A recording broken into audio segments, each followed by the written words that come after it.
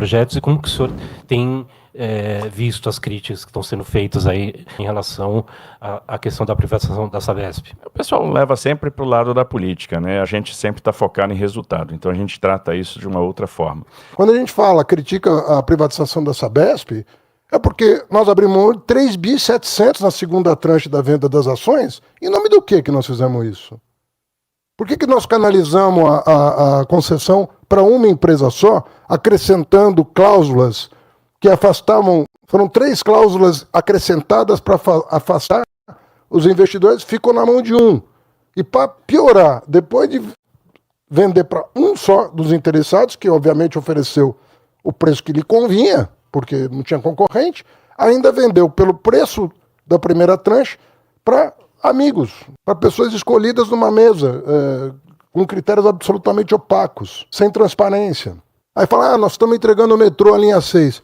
Por que nós pagamos 3.700 bi a mais do que previa o contrato para antecipar a entrega de uma obra que foi contratada lá atrás pelos tucanos, antes da eleição, para mostrar que tirou alguma coisa do papel? E aí você fala, deixa eu ver o contrato, o aditivo de 3.700, não pode estar sob sigilo de 100 anos. O que está acontecendo com a gente? Isso é ideologia? Ou é aritmética? Eu estou falando alguma coisa contra o interesse público ou a favor do interesse público? Então a gente tem que ter um pouco de cuidado com falar de governo, a gente tem que ir para os fatos, entendeu? Encarar os fatos. E não ter medo de desagradar. Se uma pessoa tem mais simpatia de A do B, eu lido com fato, eu não lido com outra coisa. Eu lido com aquilo que eu estou vendo e o que está errado eu aponto. Eu falo, isso aqui está errado, eu não vou fazer. Quem não deixar o like e não se inscrever é tomador de detergente. Quem tem memória vai lembrar que 2022 foi um ano muito difícil para as finanças públicas, porque o governo de então, o governo Bolsonaro, diante da iminência de uma derrota, tomou uma série de providências que vieram a desequilibrar as contas públicas. O ministro Guedes estava fazendo um trabalho de ajuste nas contas públicas da maneira tradicional, né? Em geral, cortando direitos sociais, congelou o salário mínimo, congelou o salário do funcionalismo, deu um calote nos precatórios. E em 2022, diante da iminência da derrota, foi uma sangria desatada para gastar dinheiro para tentar reverter a situação eleitoral.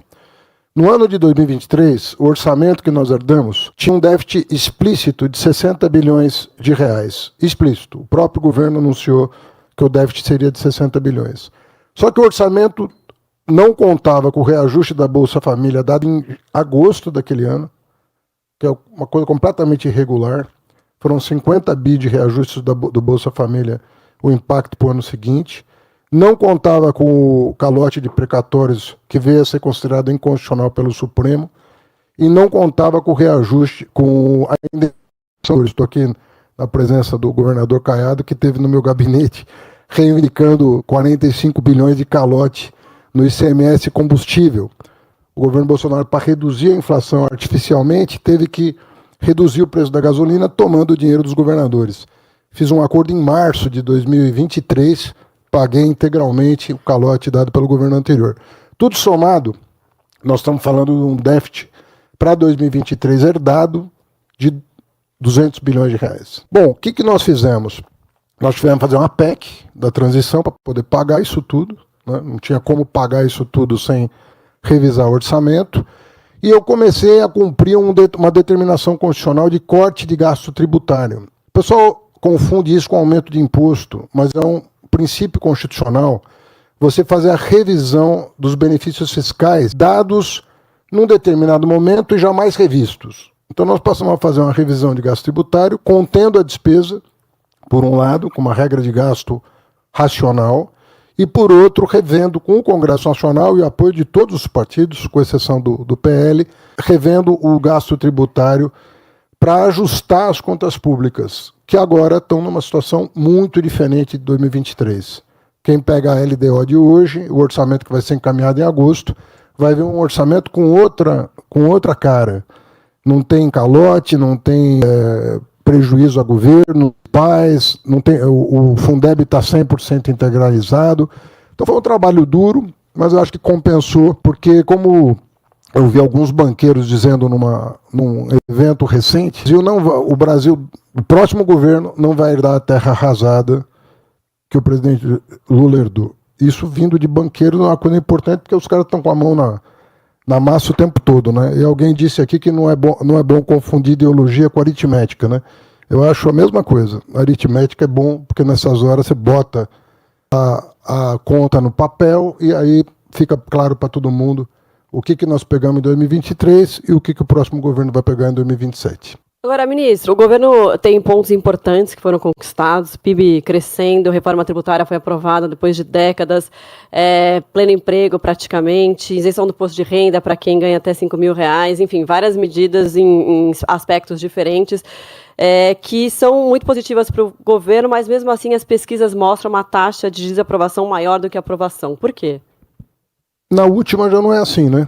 Eu estava vendo, até vindo para cá, uma entrevista com o Felipe Nunes mostrando que a aprovação venceu a desaprovação, e ele dava alguns elementos para mostrar isso. Por exemplo, a isenção do imposto de renda, que foi uma promessa do governo Bolsonaro não cumprida, dentre tantas, e nós prometemos e cumprimos, né? Com equilíbrio fiscal, diga-se de passagem. O que a Quest mostra?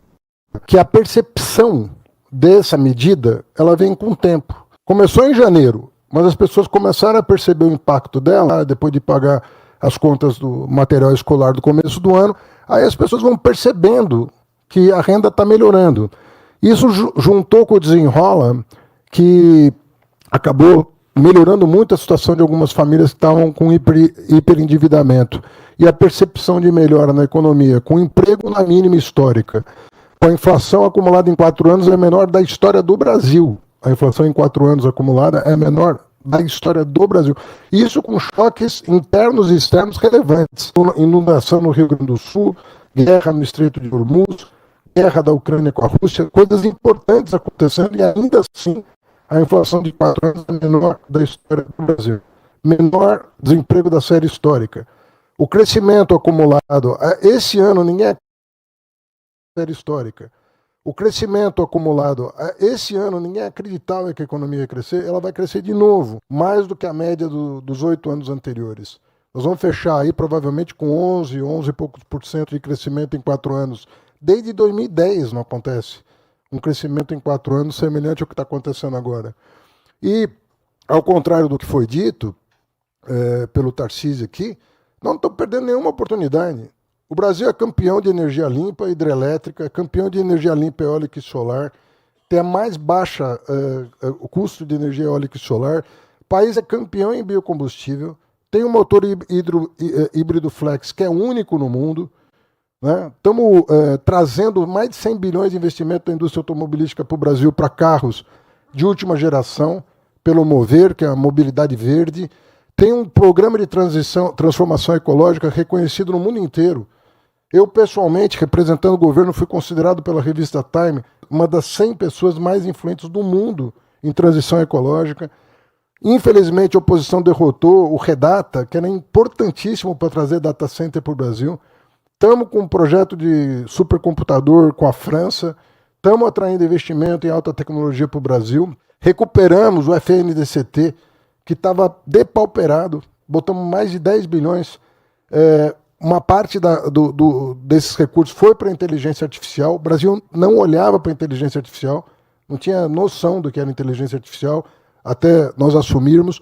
Enfim, nós estamos prospectando todas as oportunidades que estão, terras raras, que tem gente que acha que é importante entregar para o Trump para fazer as pazes com ele.